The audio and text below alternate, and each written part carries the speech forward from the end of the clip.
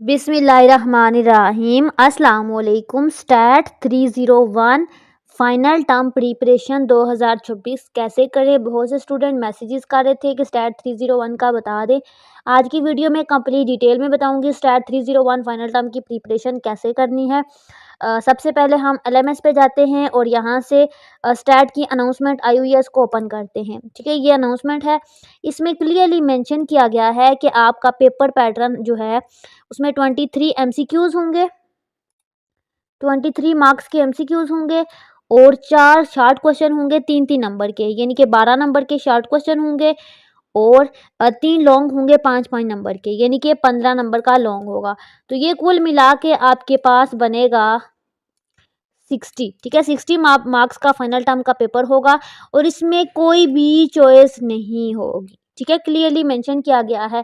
पहले आपको कहा जाता था कि इसमें चॉइस होगी, लेकिन इसमें चॉइस नहीं होगी, इसलिए आपने बड़े ध्यान के साथ एक एक चीज़ को फॉलो करना है।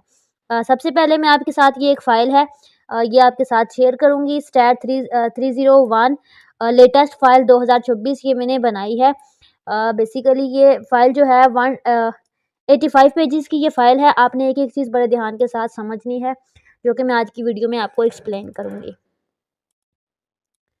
अच्छा, सबसे पहला एमसीक्यूज़ है in hyper geometric distribution probability of success always. उसमें प्रोबेबिलिटी की जो सक्सेस के चांसेस कितने होते हैं।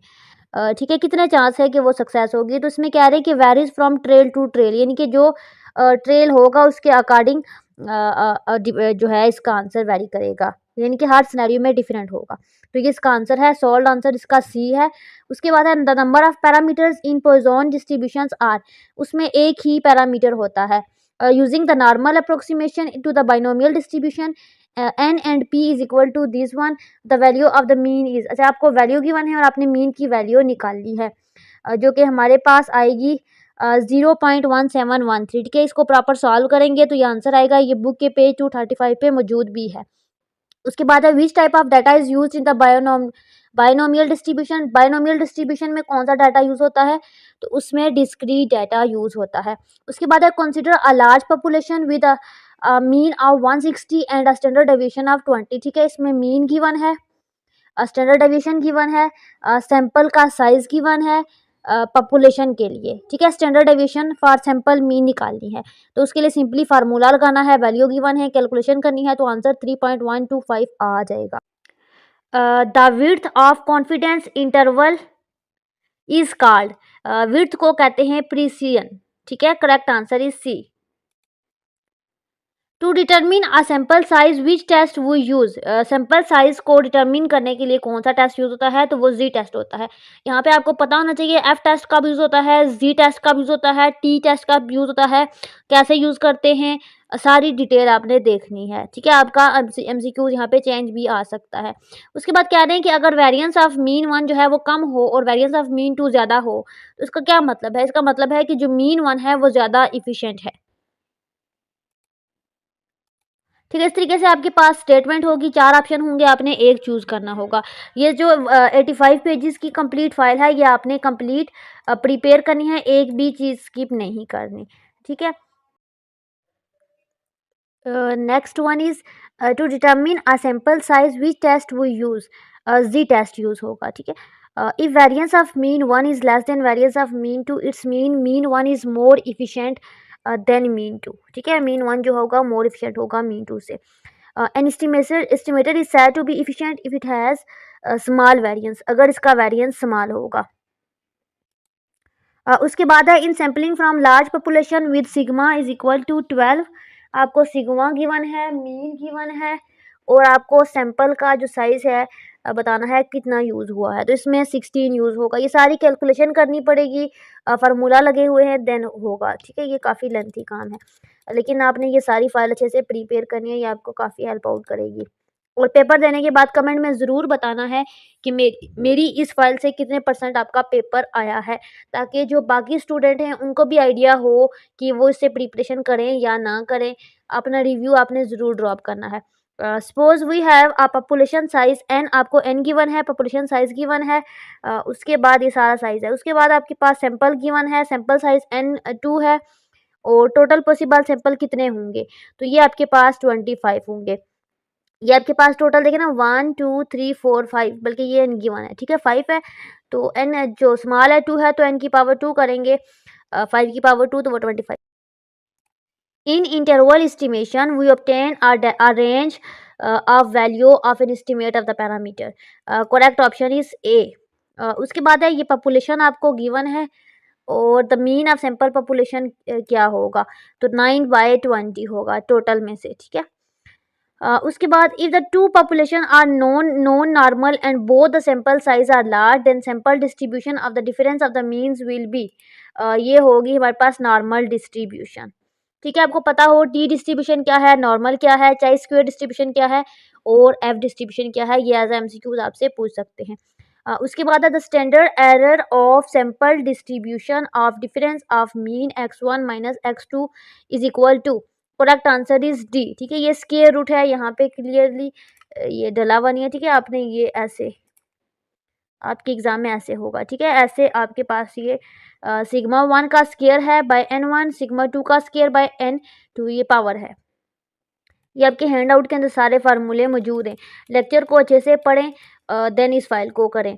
अगर ये आपको फाइल चाहिए तो ये पीडीएफ फाइल आपको मिल जाएगी, उसके लिए आपको हमें व्हाट्सएप पे कांटेक्ट करना पड़ेगा, ये आपको फाइल मैं प्रोवाइड कर दूंगी, या मेरे ग्रुप ज्वाइन करें, लिंक मैं इसी वीडियो की डिस्क्रिप्शन में डालूंगी, वहाँ से हमारे ग्रुप ज्वाइन करें। हमारे ग्रुप्स में व्यू की सारी फाइल्स आपको मिल जाएंगी, जो जो फाइल्स हम बनाते हैं। हमारे पास मोस्टली हर सब्जेक्ट की फाइल्स अवेलेबल होती हैं, जो नहीं होती, ठीक है, उस पर भी हम वर्क करें, इंशाल्लाह आपको सारी फाइल्स मिल जाएंगी।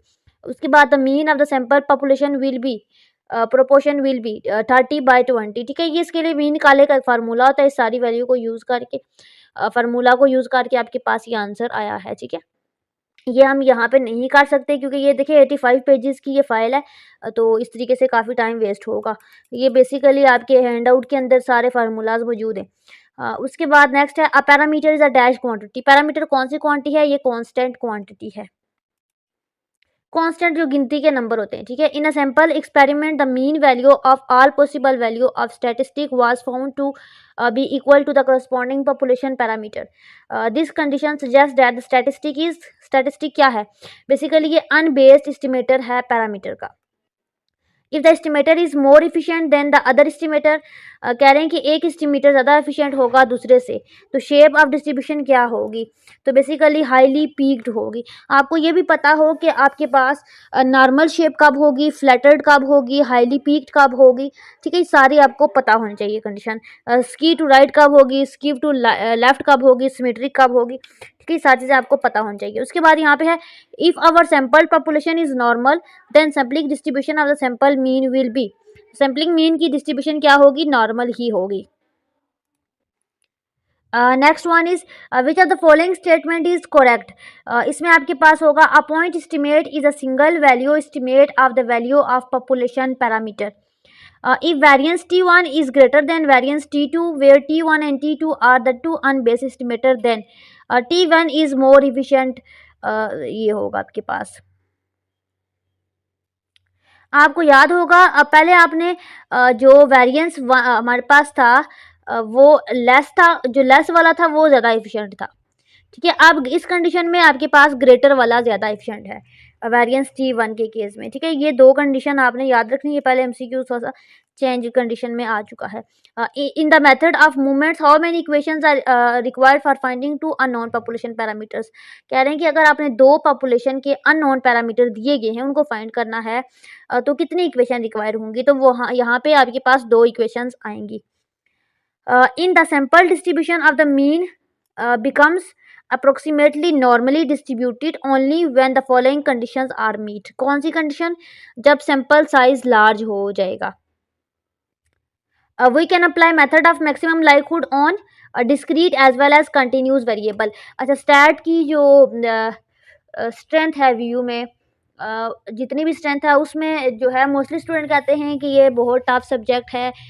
इसकी असाइनमेंट भी मैंने यूट्यूब पे बनाई थी, असाइनमेंट 1B 2B, तो अल्हम्दुलिल्लाह हर स्टूडेंट के 20/20 मार्क्स थे, 1 में भी 2 में भी। तो ये इतनी मुश्किल नहीं है, ये आपको मुश्किल इसलिए लगती है, जो इसकी मेन रीज़न है इसमें मैथमेटिक्स ज़्यादा है और आपको मैथ कंप्यूटर में लिखना नहीं आ रही होती।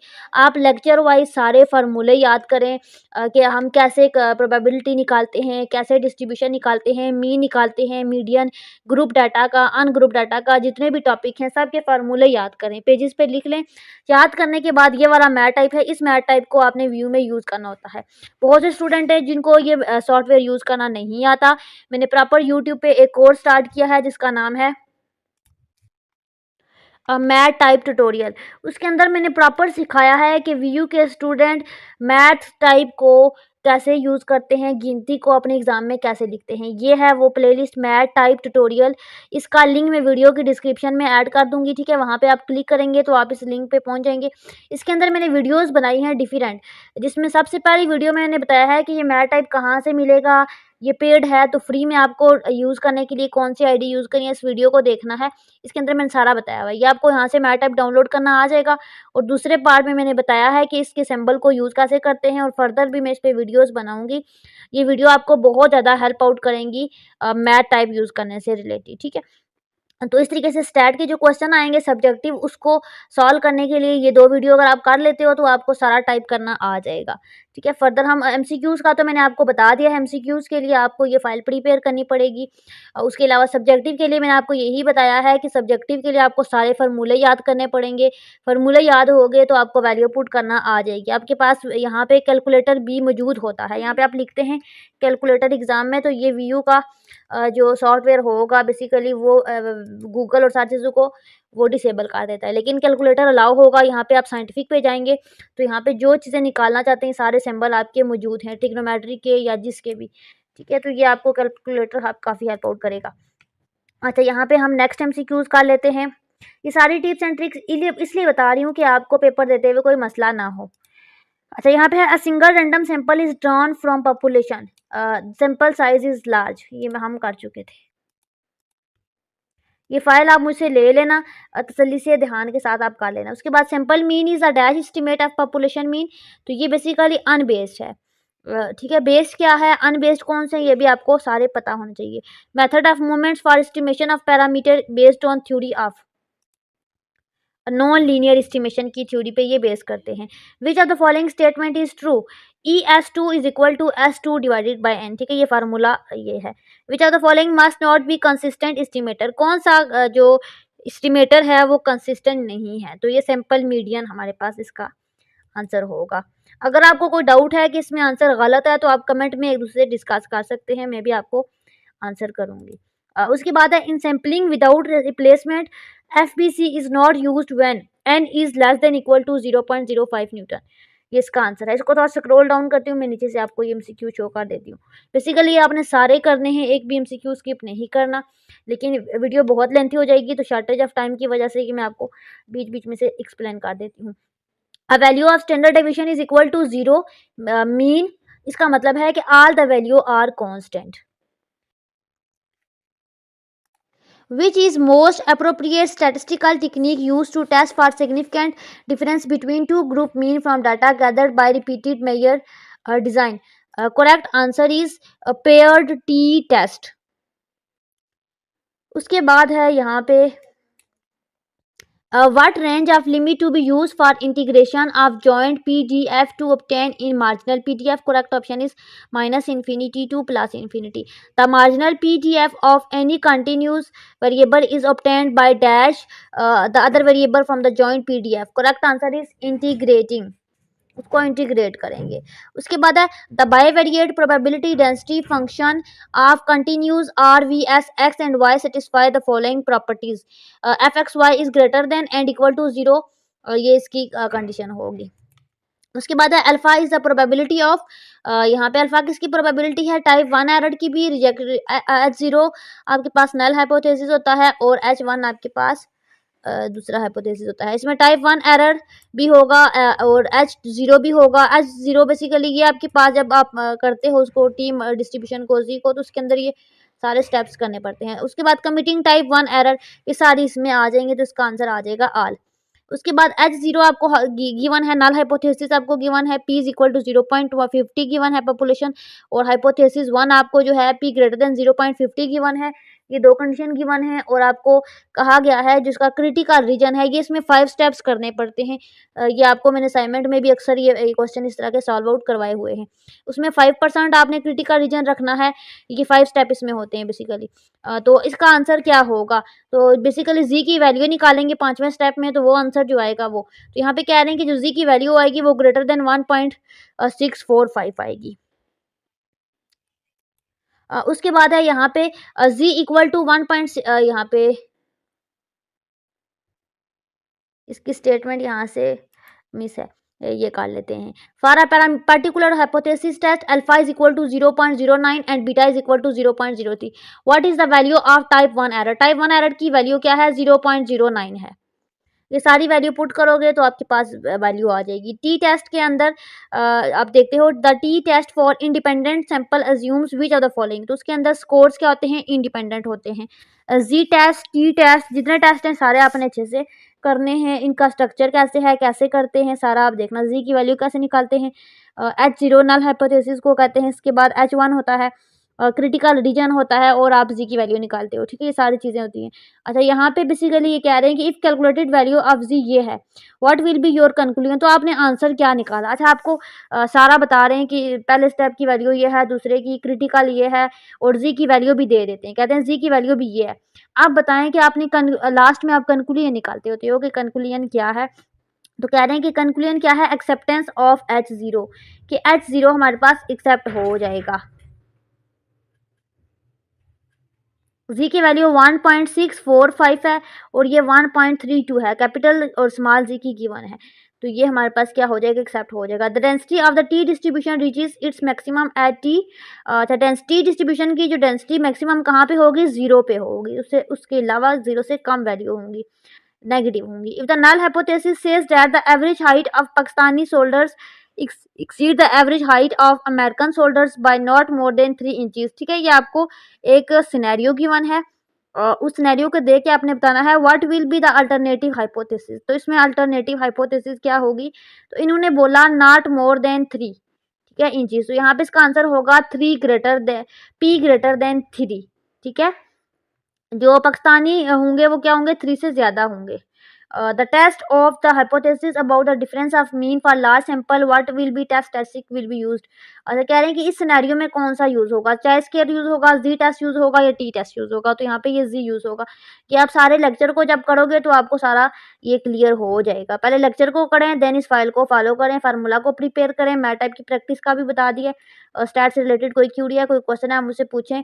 वीडियो के अंदर ही इस पूरी फाइल को एक्सप्लेन करना मुश्किल नहीं है, ये 5-6 घंटे की वीडियो बन जाएगी, क्योंकि ये देखिए 85 पेजेस की ये फाइल है, तो अगर हर पेजेस पे अगर 5 एमसीक्यूज भी हों तो 85 से ज़रब दें 5 को, तो ये 6 हाथ से एमसीक्यूज बन जाते हैं। तो ये सारे एमसीक्यूज आपने प्रिपेयर करने हैं, इंशाल्लाह आपका पेपर अच्छा हो जाएगा।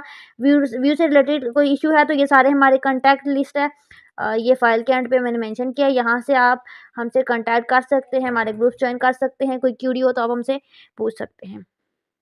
हमारे पास विजय यूनिवर्सिटी ऑफ पाकिस्तान की ये सारी सर्विसेज अवेलेबल होती हैं। अगर आपको वीयू की बुक्स चाहिए तो आप घर बैठे हमसे बुक्स ऑनलाइन ऑर्डर कर सकते हैं, हमारी बुक अफोर्डेबल रेट पे होती हैं। उसके अलावा अगर आपको विजय यूनिवर्सिटी की कोई और सर्विसेज चाहिए, लाइक अगर आपको प्रोजेक्ट की सर्विसेज चाहिए तो हमारे पास सारे प्रोजेक्ट की सर्विसेज अवेलेबल होती हैं। आप किसी भी सब्जेक्ट के प्रोजेक्ट हमसे बनवा सकते हैं।